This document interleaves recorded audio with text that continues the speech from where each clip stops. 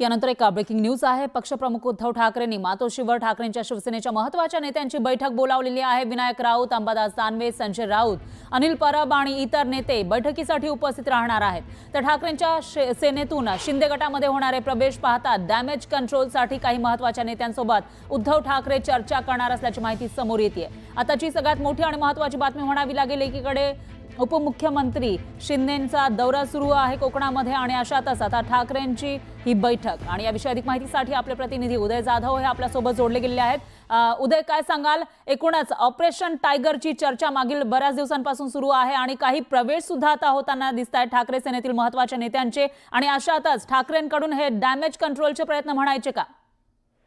अगदीवर आपण पाहतोय की शिवसेनेचे मुख्य नेते आणि उपमुख्यमंत्री एकनाथ शिंदे यांचा रत्नागिरी जिल्हा दौरा आहे आणि या दौऱ्यामध्ये अनेक शिवसैनिकांचा मोठ्या संख्येने पक्षप्रवेश होणार आहे आणि त्याचबरोबर माजी आमदार देखील याच्यामध्ये आहेत।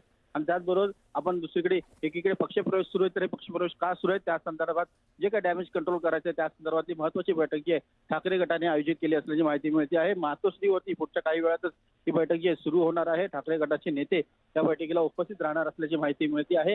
विधान परिषदेचे विरोधी पक्षनेते अंबादास दानवे हे देखील या बैठकीला उपस्थित राहणार आहेत। थोड्याच वेळाची बैठक सुरू होणार आहे आणि एकूणच एकापाठोपाठ एक माजी आमदारांचा पक्षप्रवेश होत आहे। त्याचबरोबर जिल्हा प्रमुख, जिल्हा संपर्क प्रमुख यांचा देखील पक्षप्रवेश होत आहे। त्यामुळे एकूणच जी काही पडझड आहे ती रोखण्यासाठी काय डॅमेज कंट्रोल करावं लागेल या संदर्भातील महत्त्वाची चर्चा या बैठकीत होणार असल्याची माहिती मिळते। निश्चितच उदय, धन्यवाद तुम्ही दिलेल्या या सविस्तर माहितीसाठी।